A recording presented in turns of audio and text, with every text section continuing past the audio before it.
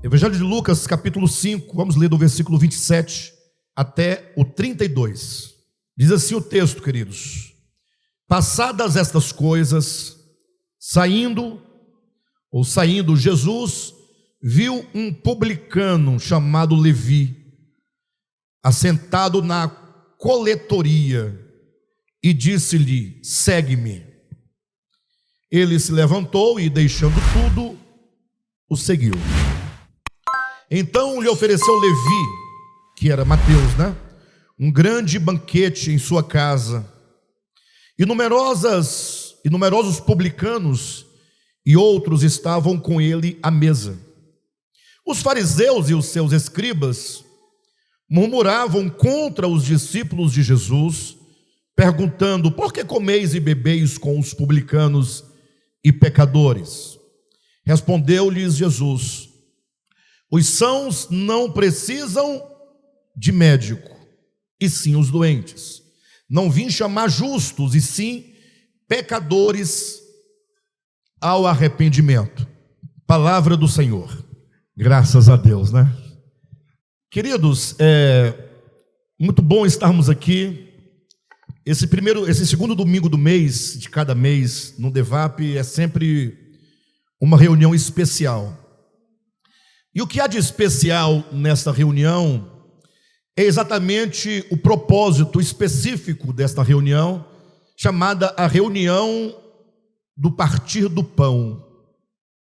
Vocês sempre vão encontrar essa mesa, uma mesa muito bonita, por sinal, em que o irmão Almir e a sua esposa preparam com tanto carinho. Vocês veem essas uvas aí naturais, Aquele trigo, os grãos do trigo, a farinha, os pães, aí o cálice, o vinho. E é importante e é uma reunião especial, porque é uma reunião que nos traz a memória, nos traz a lembrança. É interessante que, como todos vocês sabem, em razão das muitas atividades, muitos compromissos, muitas coisas, acontece que nós somos passíveis de esquecimento. E Deus, então, sabendo disso, está constantemente nos ajudando a trazer de volta a memória, para usar aqui um texto bíblico, trazer à memória aquilo que nos dá esperança, trazer à memória. Não simplesmente pelo fato de que houve um apagamento da memória, mas é que nós somos suscetíveis, e a que nós permitamos, nós mesmos vamos permitindo que as coisas seculares, as coisas desta vida, vão se acumulando dentro de nós, no nosso dia a dia, e nós vamos deixando em segundo plano aquilo que é essencial, aquilo que é importante, aquilo que é precioso, aquilo que é muito valioso à nossa fé e à nossa realidade espiritual. Então Deus, sabendo disso, Ele está sempre nos trazendo a memória. Basta vocês olharem para o Antigo Testamento, quando Deus queria que o povo de Israel guardasse semanalmente aquele dia, o dia do sábado. O quarto mandamento começa dizendo: lembra-te do dia do sábado para o santificar.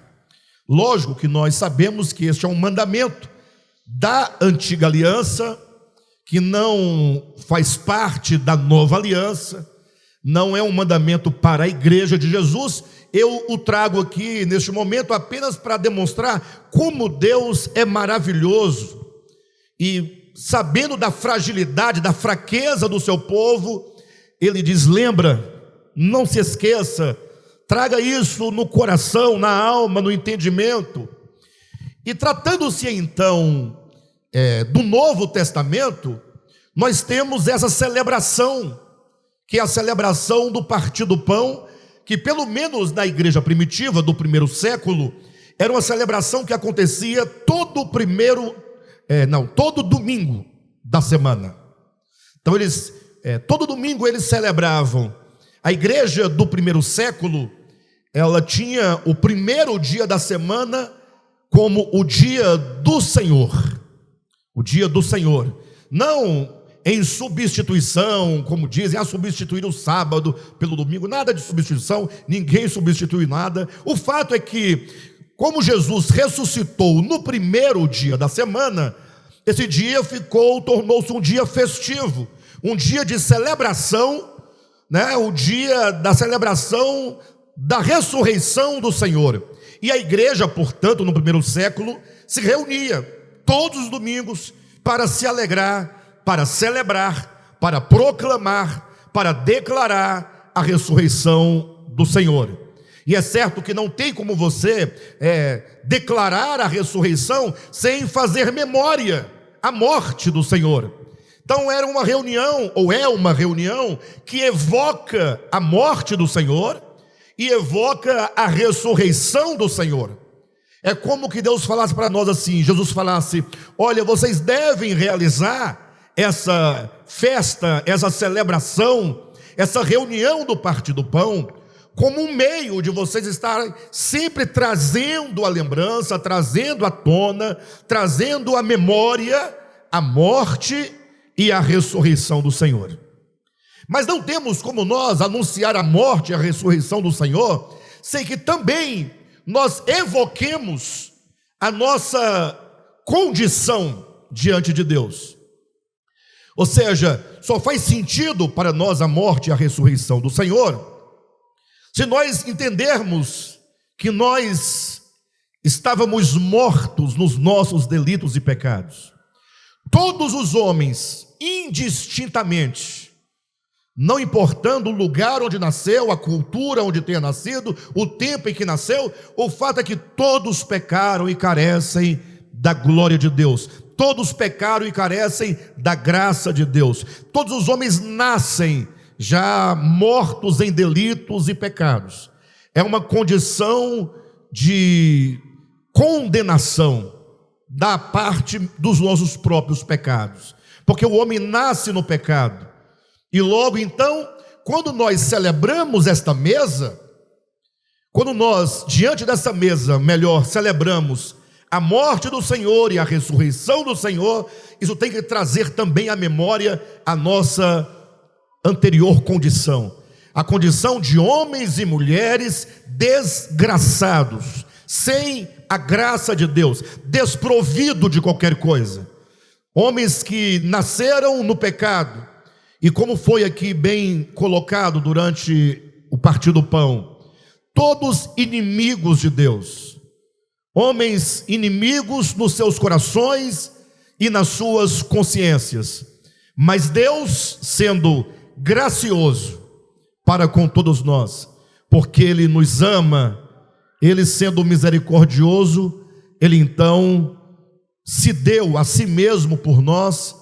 Ele veio ao mundo, morreu na cruz do Calvário em razão dos nossos pecados, ressuscitou ao terceiro dia, e como diz claramente o apóstolo Paulo, quando Cristo estava ali na cruz, Deus estava em Cristo, reconciliando consigo o mundo, não imputando aos homens as suas transgressões, mas nos concedendo, nos conferindo, nos entregando a palavra da reconciliação.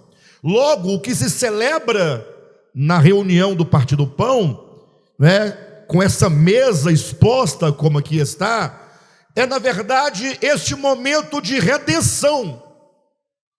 O partir do pão é uma celebração, lembrando o amor de Deus, a graça de Deus, a misericórdia de Deus, a nossa condição, como que Deus nos ama, como Ele se entregou por nós, como Ele nos reconciliou com Ele, como Ele nos fez amigos de Deus, como Ele nos tirou do pecado, nos tirou da morte e nos trouxe para Ele, para a vida. Então, essa mesa não é uma mesa de condenação, ela é uma mesa de reconciliação.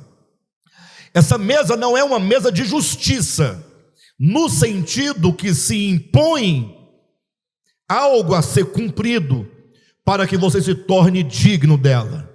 Nesse sentido, não é uma mesa de justiça, é uma mesa de graça, é uma mesa que se oferece gratuitamente e que convida os pecadores para se aproximarem dela. Quem pode se aproximar da mesa do Senhor? Esta é uma discussão, por incrível que pareça, não deveria ser, mas é uma preocupação e é uma discussão teológica no meio cristão, porque eles ficam sempre discutindo quem é que pode tomar da ceia do Senhor, quem pode comer desses elementos. Daí o cristianismo, sobretudo do protestantismo para cá, eles tomam essa mesa como uma mesa de condições. Se você tem ou não tem condições de se assentar a esta mesa. Quem propõe isso é o cristianismo protestante evangélico. Daí que eles criam um tanto de barreiras. Eles vão construindo muros. Por exemplo, se há uma pessoa na igreja que crê em Jesus, ama Jesus, serve a Jesus, mas que por algum motivo ele não foi batizado nas águas, no rito das águas, essa pessoa não pode, é um muro que se estabelece, que a impede de se aproximar desta mesa. Inclusive eu ouvi alguém debatendo, dois pastores conversando e debatendo esse assunto, e um perguntou, tá, mas digamos que o indivíduo vai se batizar na semana que vem, por uma questão de organização da própria igreja. Foi a igreja que marcou a data do batismo dele. Por ele batizava agora, mas uma igreja tem que marcar o batismo em tal lugar, fazer aquela cerimônia toda, tal. Foi a igreja que postergou o batismo do indivíduo, mas só que agora ele está aqui diante da mesa e vai batizar na semana que vem.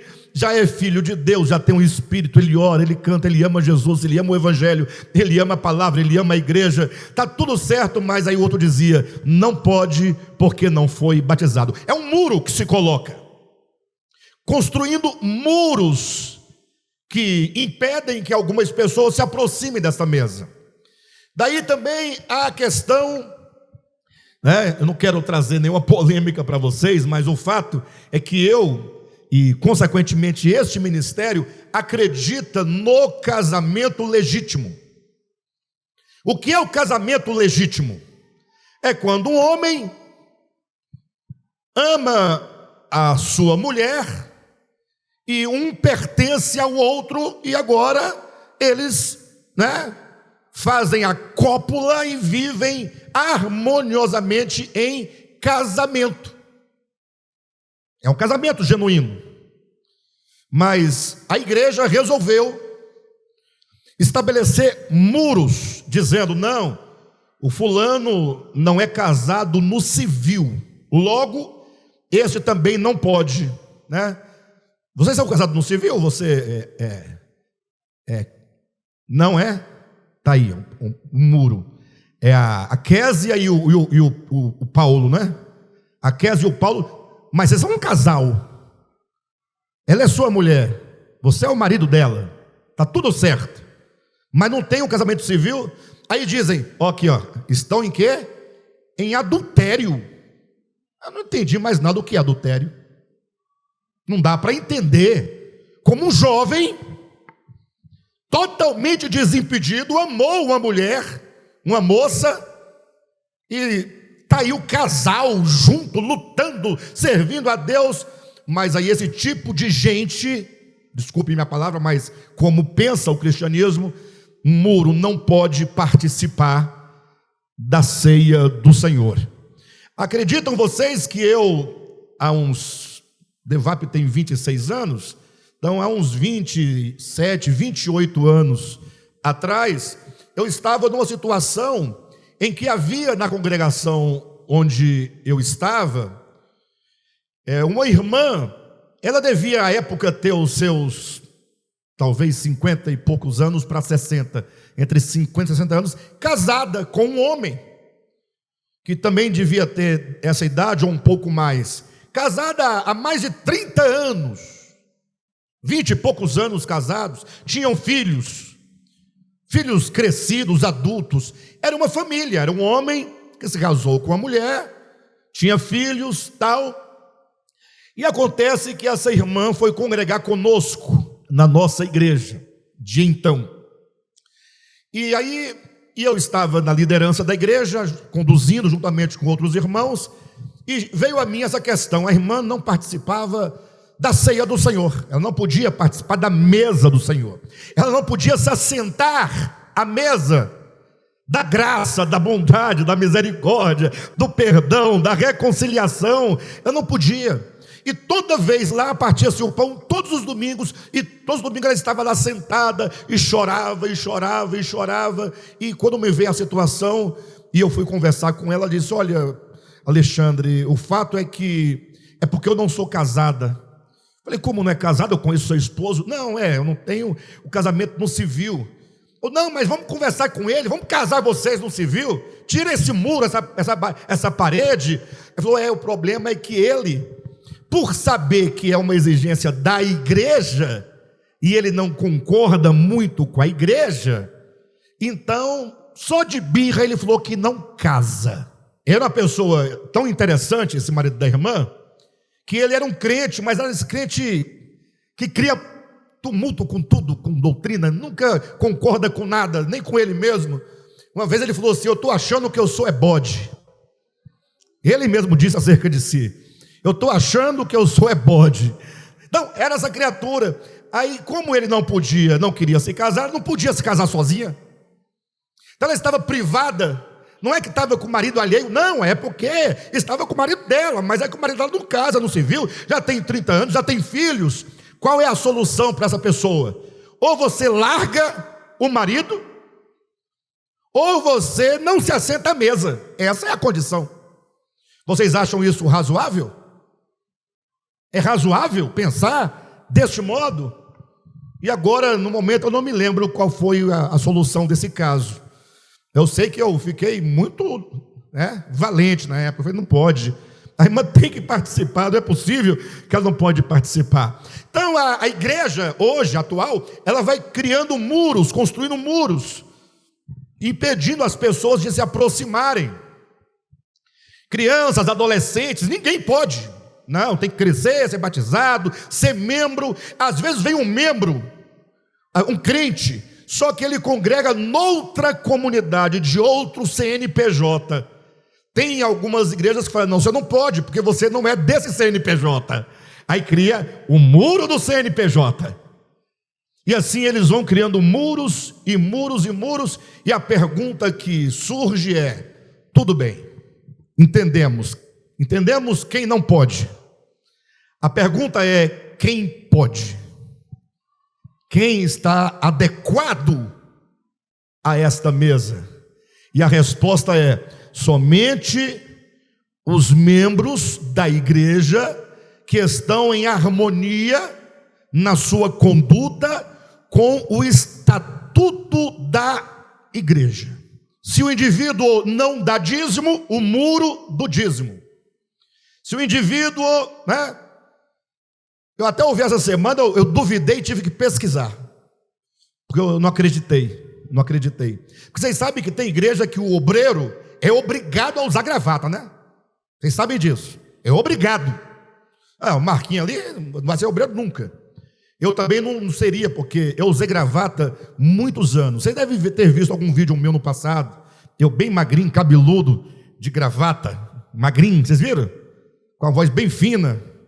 Era estranho, não era? Eu não me reconheço naquelas filmagens, não. Mas o fato é que eu usei muito tempo, só que agora meu pescoço engrossou muito, a barriga cresceu um pouco e é muito feio. É muito feio aquela... Eu não tenho pescoço, é curto o pescoço, largo.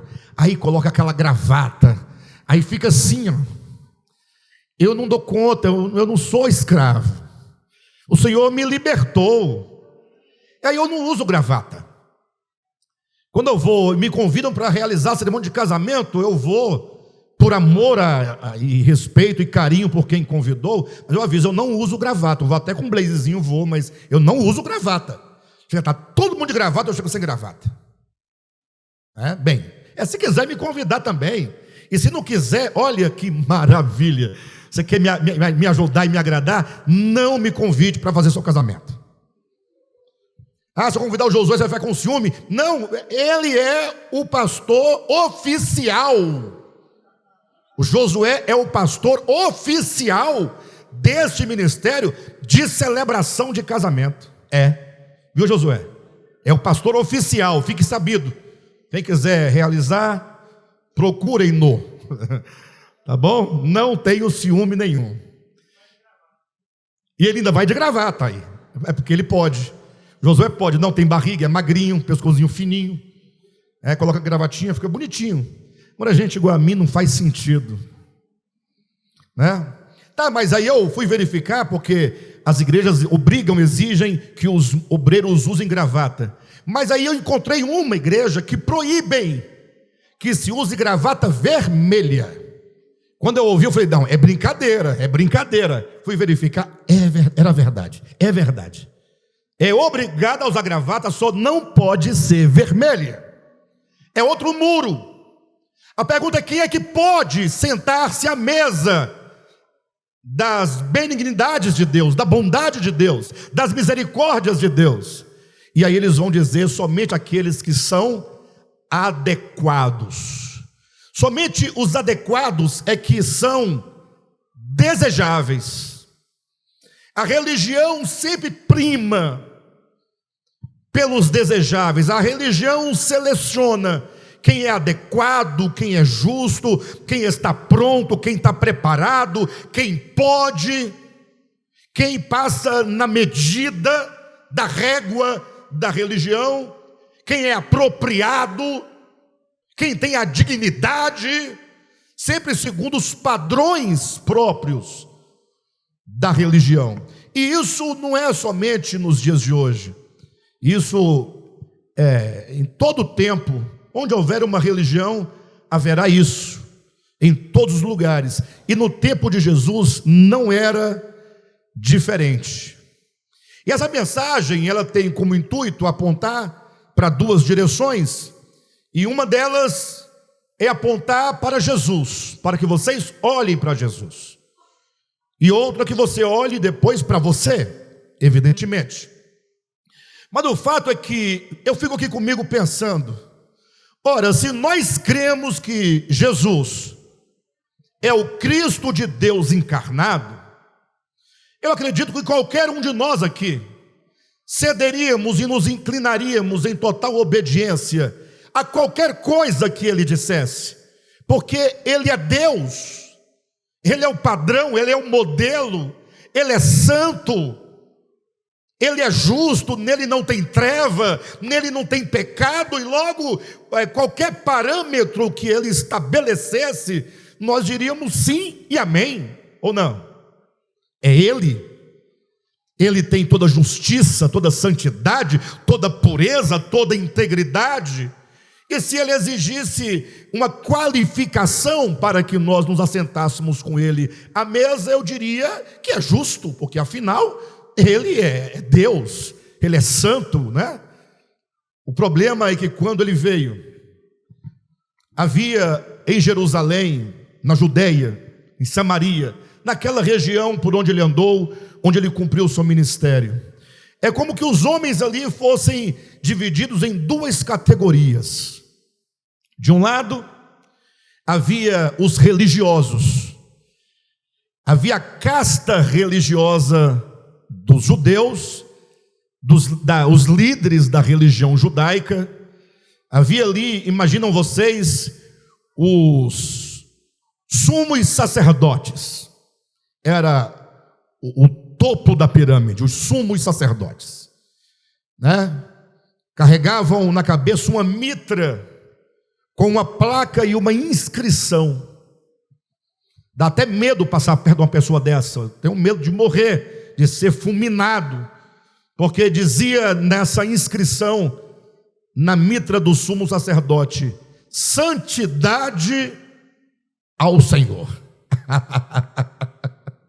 Maravilha, né?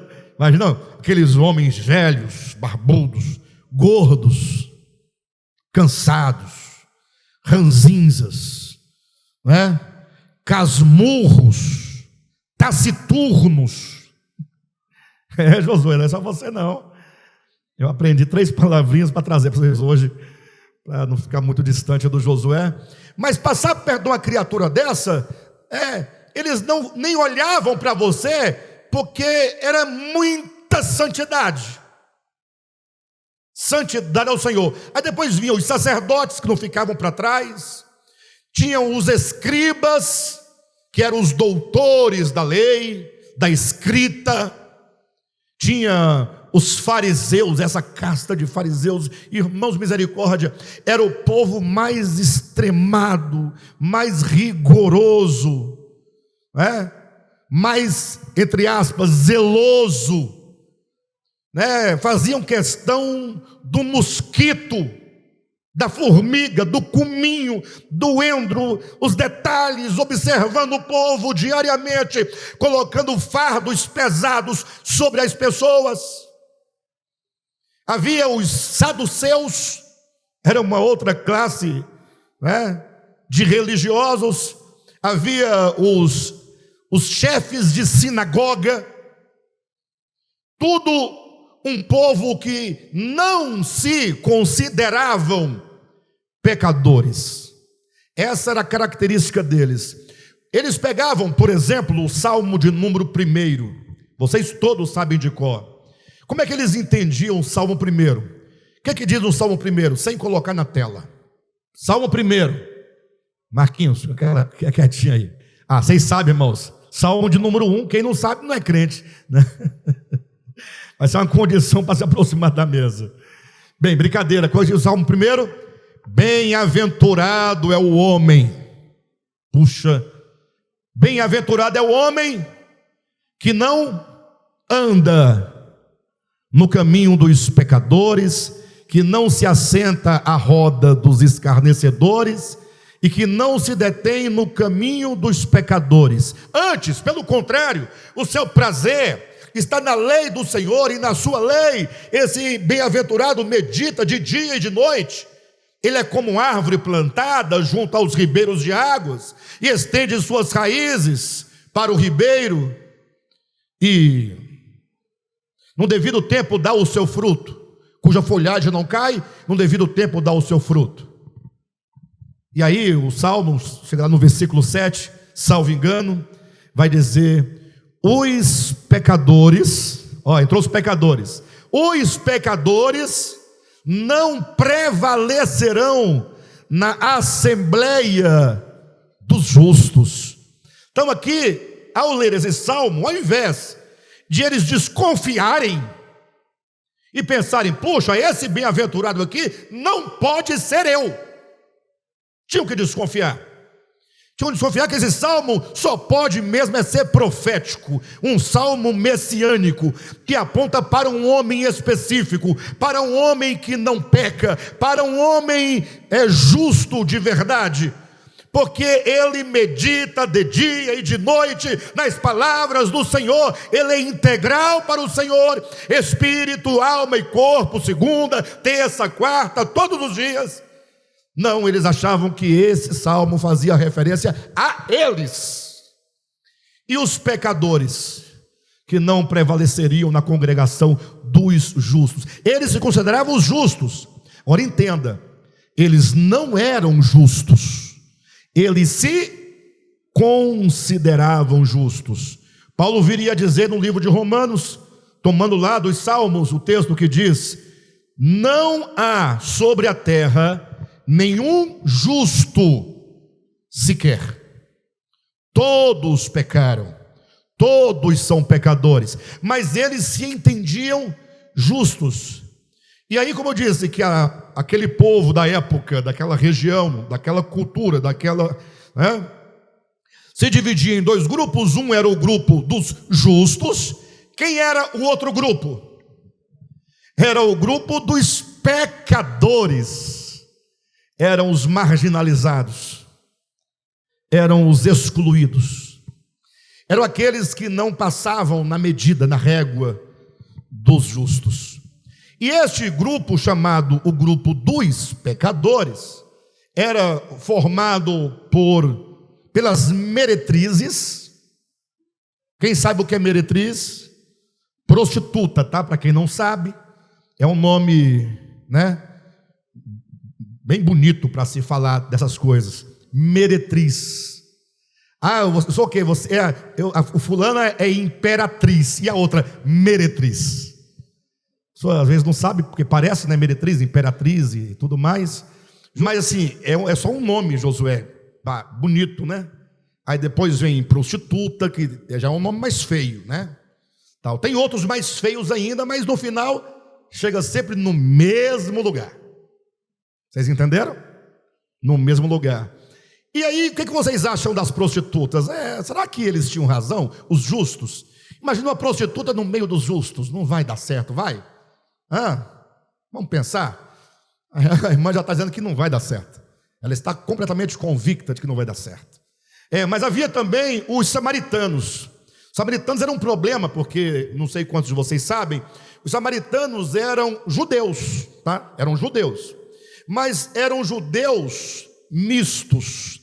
Eles haviam contraído casamento, ou casamentos com outros povos, e a ordem era que esse povo aqui tinha que ser um povo puro, de sangue puro, filhos legítimos, né, de Abraão, Isaque e Jacó. Sabe quando Paulo, lá em Filipenses 3, ele falando sobre as suas qualificações no judaísmo, ele diz: eu sou hebreu de hebreus? Ele está dizendo: eu sou hebreu de hebreus, minha mãe era hebreia, meu pai era hebreu. Você gosta de ser hebreu, filho de uma hebreia, com um filisteu? Não dá certo. Não dá certo. Eu sou puro hebreu de hebreus. Que maravilha. Os samaritanos, coitados, eles eram um povo que, embora tivesse sangue judeu, mas era aquele povo que, quando Judá foi para o exílio babilônico, né, ficou um resto de gente deles lá, né, nas terras de Jerusalém e tal, mesmo em Samaria e tal. E aí o Nabucodonosor, pensando: poxa, esse povo fica aqui, vai que ele se fortalece contra mim e tal, se revolta. Então, para enfraquecer esse povo, ele trouxe povos de outras nações e tacou lá dentro. Aí todo mundo misturado, uma condição de exceção, de exílio. Aí a irmã hebreia casou com fulano filisteu, casou com, né, o fulano de tal, e aí foi misturando o sangue, nascendo menino. Quando então, por ocasião do retorno dos exilados para Jerusalém, e eles foram reconstruir a cidade e o templo, aí esses mistos, vamos ajudar. Falei: negativo, vocês são impuros. Vocês agora fazem parte da categoria dos pecadores, juntamente com as prostitutas. Vocês são impuros. Inclusive, esses ditos puros consideravam os samaritanos como porcos. Para nós pode não fazer muito sentido, mas para eles, que tinham a ideia de que o porco era um animal imundo, né? Então isso tinha um grande impacto para eles. Então fazia parte as prostitutas dos pecadores, fazia parte as prostitutas, os samaritanos, e também havia uma outra categoria de gente, que eram os publicanos. Os publicanos, quem seria? Eram os chamados traidores de Israel. Por que eram considerados traidores? Porque eles eram hebreus, eram judeus, como todos eram. Só que aí Roma, que na época, né, exercia juízo, cetro de ferro, governo sobre o povo de Israel, dominava sobre Israel, cobrava impostos do povo de Israel, dos judeus. Os judeus tinham que pagar imposto para Roma. Vocês sabem que quando o assunto é pagar imposto é complicado, né?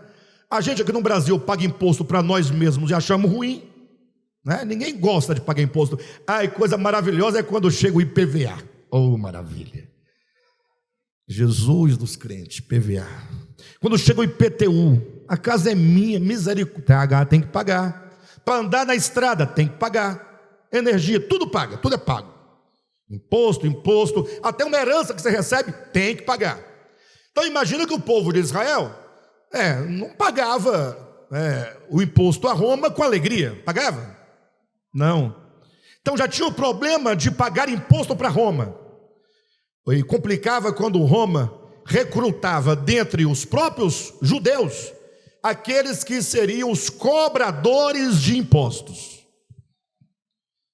Porque aí complicava a situação, porque como é que agora um judeu se torna um funcionário de Roma para cobrar imposto dos seus próprios irmãos?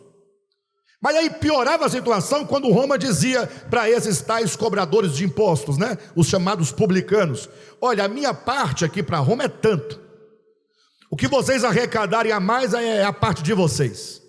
Agora, os publicanos já não eram bem vistos, já não eram recebidos, já não eram acolhidos, eram considerados pecadores pelos judeus. Então agora, revoltados, para piorar, cobravam altas somas de dinheiro do povo. Em outras palavras, eles usurpavam, eles exploravam, eles tomavam, eles roubavam do povo. Um grande exemplo de publicano seria o Zaqueu. Todos já ouviram a história de Zaqueu. Zaqueu era um publicano. Quando então a salvação entrou no seu coração, na sua vida, o que ele disse para Jesus? Quem lembra? Se porventura eu defraudei alguém, eu quero devolver 4 vezes mais. Então ele tinha consciência de que a tarefa do publicano envolvia essas coisas, essas questões de tirar do outro, de usurpar, tomar, explorar o seu próprio irmão. Então, os publicanos também eram considerados pecadores. Então, quando você olha para o cenário bíblico, lá dos evangelhos, Mateus, Marcos, Lucas e João, o contexto social e histórico, você tem que contemplar claramente esses 2 grupos de pessoas: os justos e os pecadores. Aí vem o Cristo de Deus, se faz homem, ele é o Machia prometido, o Messias prometido do Antigo Testamento, ele é o Cristo de Deus, ele é o Salvador, ele é Deus encarnado. E agora, ao começar o seu ministério, ele precisa escolher a base do seu ministério, aqueles que formarão essa base estrutural, aqueles que são chamados inicialmente de discípulos, mas que serão feitos pelo próprio Cristo apóstolos do Cordeiro. Imagine vocês, eles serão, como vamos ver em Apocalipse, representados ali na Nova Jerusalém pelos 12 fundamentos de pedras preciosas, os apóstolos do Cordeiro. A grande questão é a quem escolher. A quem escolher? Quem será aqueles que vão fazer parte desse primeiro escalão do ministério de Jesus? E aqui nós chegamos no nosso texto de base desta manhã. Jesus já havia chamado algumas pessoas para serem seus discípulos, que seriam posteriores apóstolos, mas primeiro ele vai na Galileia dos gentios. Imagine vocês, na Galileia dos gentios, se fosse aqui em Brasília, aqui no DF, ele não iria no Lago Sul, lá na Asa Norte, Lago Norte, Sudoeste, não. Ele, no ponto de vista do que seja a Galileia dos gentios, ele iria lá na Estrutural. Quem conhece a Estrutural? Agora eu pergunto, você iria à Estrutural? Buscar os primeiros para formar o primeiro escalão do seu ministério? Porque as melhores pessoas não podem estar lá. Não é possível que esteja no sol nascente. Não há aqui da minha parte nenhum tipo de preconceito, viu? Nem a Estrutural, nem o sol nascente, até porque o único bem que eu tenho está no sol nascente. Então, não há preconceito nisso. O fato é que eu falo em termos mesmo de organização, como que se organizam as cidades e a periferia aqui de Brasília. Pra vocês entenderem, Jesus então chamou Pedro, Tiago, João, eram pescadores, pessoas indoutas, pessoas incultas, pessoas sem ensino formal, mal sabiam ler e escrever, muito pouco, pessoas mesmo ignorantes, pessoas, enfim. Mas agora diz o nosso texto de Lucas capítulo 5, que passando Jesus, ele viu um homem na coletoria de impostos, assentado, um homem chamado Mateus, ou Levi, ele já era chamado pelos dois nomes. Ele era um cobrador de impostos, ele era da classe dos pecadores, ele era da classe dos indesejáveis, ele era um candidato a nunca fazer parte absolutamente de nada que fosse santo ou sagrado, segundo o conceito e a estrutura religiosa dos judeus, do judaísmo. Alguém fadado e condenado à perdição, segundo a ótica daqueles que se chamavam justos. Mas aí passa Jesus, olha para Mateus e fala: Mateus, vem e segue-me. Diz o texto, bem resumido, lógico que houve muito mais diálogo aqui, mas diz que Mateus então se levanta, deixa tudo e segue Jesus. Mateus ficou extremamente satisfeito, ficou feliz, ficou radiante de alegria, porque imaginem, quando todos o desprezavam, vem agora o próprio Messias e o chama para que ele fosse o seu seguidor. Ele se sentiu, na verdade, amado, se sentiu acolhido, ficou orgulhoso de poder fazer parte do grupo de Jesus. E Mateus era um homem rico, portanto, e ele então resolveu agradecer a Jesus, resolveu dar um grande, como diz o texto, um grande banquete para Jesus. Mateus então, em sua casa, preparou uma grande mesa, muita comida, muita bebida, e então convidou Jesus para o grande banquete. E Jesus foi a esse banquete. Só que não era somente Mateus com a sua família e Jesus, não. Mateus queria mostrar para todo mundo a graça que ele tinha recebido de Jesus. E então ele chamou os seus amigos. Ora, mas quem eram os amigos de Mateus? Não eram os sacerdotes, com certeza. Não eram os sumos sacerdotes. Não eram os escribas, não eram os fariseus, não eram os saduceus. Não. Os amigos do coitado do Mateus eram pessoas como ele. Então diz a Bíblia que ele encheu a sua casa de convidados, de publicanos, de meretrizes, de pessoas tidas por pecadores. Encheu a sua casa e a sua mesa de indesejáveis. E lá estava Jesus assentado entre os pecadores. Entre os pecadores. Pai, Jesus ele apronta cada uma com a gente, Porque vamos ser honestos. Usa um pouquinho da sua honestidade. Você gostaria de ver Jesus em qual mesa? Fala a verdade, de boa.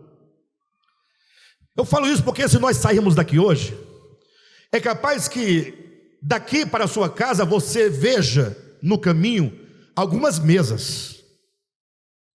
Talvez você veja algumas mesas. E nestas mesas daqui para a sua casa que você poderá ver, é possível que você contemple várias pessoas que são o quê? Indesejáveis para a religião, que não se enquadram dentro do padrão que a religião estabeleceu. E por mais que você diga, não, eu não concordo com a religião, o problema é que você diz que não concorda, mas quando os seus olhos veem estas pessoas indesejáveis, você descobre lá no fundo que você também é consumido por muito preconceito. O preconceito está estruturado na raiz, na cultura nossa. Porque para você, as pessoas retas, dignas, corretas, justas, boas, elas têm que ter um padrão que a sociedade e a religião estabeleceram. Fala a verdade, você gostaria de ver Jesus assentado em qual mesa? Qual é a mesa que, ao ver você, Jesus, assentado, você teria vontade de se assentar juntamente com ele? Fala a verdade, não seria uma mesa onde estivesse o Edir Macedo assentado? Não, fala a verdade. Não, quando eu falo Edir Macedo, não é o Edir Macedo, é a figura que ele representa. Vocês estão entendendo o que eu estou falando? O Edir Macedo é um líder de uma das maiores denominações do país. A primeira é a Assembleia de Deus. Tá bom. Qual mesa você gostaria de ver Jesus sentado em que estivesse lá o Silas Malafaia? Meu irmão, o pastor do chapéuzão, sentado, só gente padrão, modelo, né? Só aquela anata mesmo, os representantes. Pastor Josué, nessa mesa, não que você seja parte dessa turma, mas pela sua seriedade, pelo seu zelo. O Marquinhos também tem cara de que estava nessa mesa, não tem? Tem cara. Eu não tenho cara dessa mesa, não pareço, mas é a mesa que nós podíamos olhar e falar: aqui está a verdade, aqui está a luz, né? Todo mundo falando o que nessa mesa, né? Falando o que? Falando do céu, das delícias do paraíso, falando e discutindo, fazendo uma profunda hermenêutica do livro de Jó. Seria essa mesa que você gostaria? Mas Jesus quebra as nossas expectativas, e lá está ele na mesa com os pecadores, uma prostituta de um lado, um publicano do outro, uma pessoa do outro, todo mundo ali, ninguém adequado, ninguém desejável para a religião, e Jesus no meio deles, comendo, bebendo, sorrindo, acolhendo, e é certo, passando, falando, entregando a eles a palavra do reino dos céus. Mas talvez você diria assim: Jesus, mas olha aquele grupo dos justos, você no meio desses pecadores. Jesus poderia eventualmente falar assim para vocês: olha, estão vendo esses que vocês chamam de pecadores? Eis que eu vos digo que as prostitutas vos precedem no reino de Deus. Ou seja, que na entrada do reino de Deus, eles entrarão primeiro, vocês entrarão, mas depois. Mas é certo, olhem para mim, Jesus não está aqui dizendo que está tudo bem, que sejamos pecadores dos mais terríveis possível, e que assim nós vamos entrar primeiro. Não, ele está dizendo que em termos de condições, os publicanos, meretrizes, os samaritanos, aquele povo desqualificado segundo a religião, eles tinham maiores condições de perceberem a sua condição do que aqueles que não podiam se perceber pecadores. Na verdade, todos são iguais, todos estão debaixo do pecado. O problema é que aquele grupo de justos que não eram justos, mas se consideravam justos, eles achavam que eles não precisavam do Senhor, não precisavam do perdão, não precisavam da graça. Eles se consideravam autossuficientes, autônomos, porque eles eram os cumpridores dos deveres, os cumpridores da lei. E aí então, que estando lá Jesus no meio daquele banquete, diz a Escritura que os fariseus começaram a murmurar e falar com os discípulos de Jesus: engraçado vocês aí, e o Messias lá no meio, tal, como pode vocês se assentarem com os pecadores e comerem com os pecadores. Como pode uma situação como esta? E Jesus, ouvindo essas coisas, Jesus então falou as seguintes palavras. Respondeu-lhes Jesus: os sãos não precisam de médico, e sim os doentes. Agora pausa. Quem são os sãos? Os sãos aqui aponta para os justos, para a casta religiosa. E os doentes aqui aponta para os pecadores. Mas a pergunta é: Jesus estaria aqui dizendo que eles eram sãos, que eles eram sadios? Quando ele diz os justos não precisam de médico, e sim os doentes, vale aqui lembrar que essas não são palavras autorais de Jesus. Este era um ditado, era um adágio da época, que assim já se dizia, era um ditado corrente no meio do povo. Em outras palavras, Jesus está dizendo: olha, o Filho do Homem, ele não veio em razão daqueles que não precisam, ele veio exatamente para os doentes, para os pecadores. O alvo da obra de Cristo são os pecadores. E a prova disso, se vocês, por exemplo, olharem a genealogia de Jesus no Evangelho de Mateus, há uma coisa muito interessante, porque quando Mateus vai traçar a genealogia de Jesus, primeiro que ele quebra um paradigma, que ele vai colocar 5 mulheres dentro da genealogia de Jesus, o que já quebra o paradigma da época em que só entrava nas genealogias nomes masculinos. Já quebra um paradigma. Vai colocar mulheres agora na genealogia? É uma barreira também, é uma parede também, é um muro também. E Jesus então, além de colocar 5 mulheres, 4 delas eram mulheres que não eram desejáveis. Não eram desejáveis. Pensem vocês comigo, Tamar. Quem foi Tamar? Tamar era mulher de Judá, lá no Antigo Testamento, de um dos filhos de Israel, de um dos filhos de Jacó. E aconteceu que o seu marido havia morrido e não lhe deixou filhos. E naquele tempo, irmãos, quando uma mulher não tinha filhos, se ela fosse estéril, pensa numa situação que ela passava, num desprezo do seu próprio povo. Não bastava ser mulher, era estéril, porque afinal, eles entendiam a mulher, que o valor da mulher estava na procriação. Se não procria, então não serve para nada.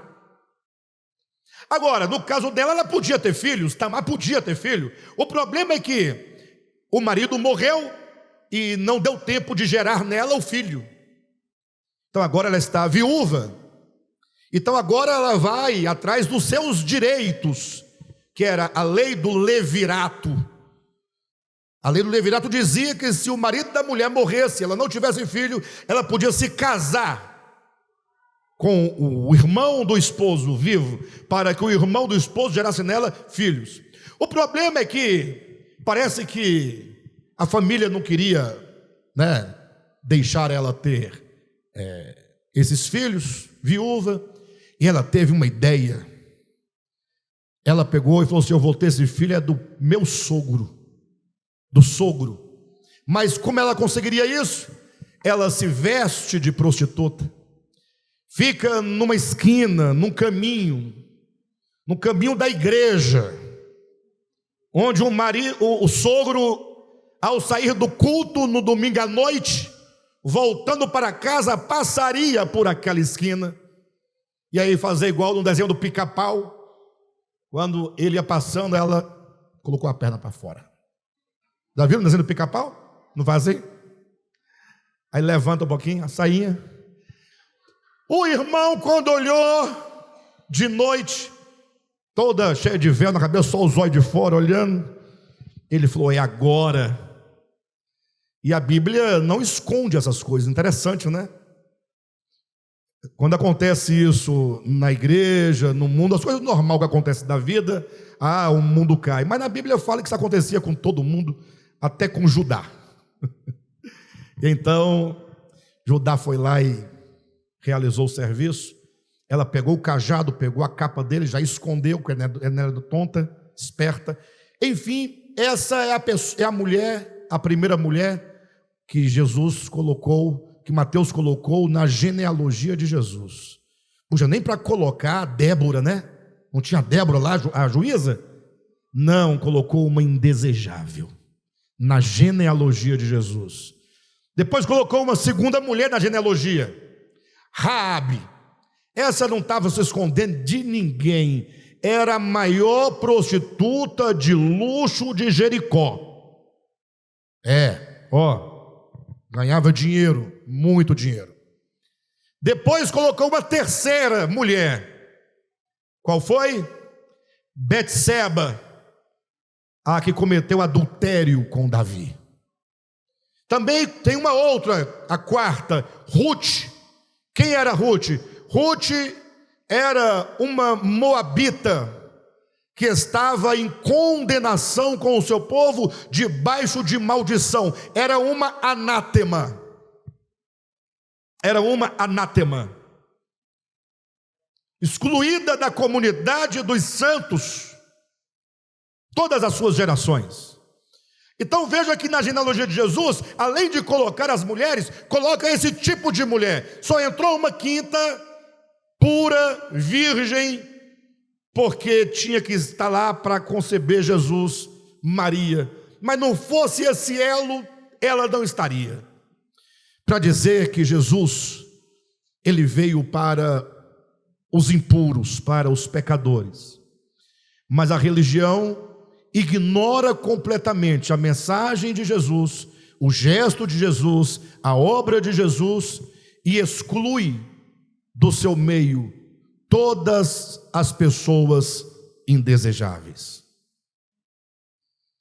A igreja do século 21 não quer no seu hall, não quer nas suas cadeiras, nos seus banquetes, aqueles que a religião chama de pecadores.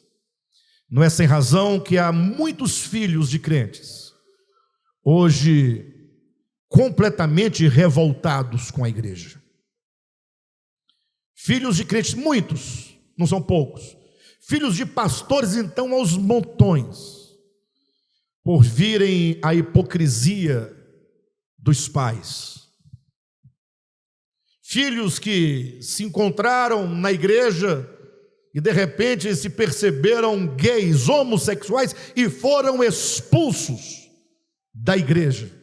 É aquela jovem da igreja que engravidou dentro da igreja, às vezes foi até o filho de um obreiro, de um pastor, de um missionário, e agora está lá uma mãe solteira, excluída, pecadora. A igreja não quer esse tipo de gente.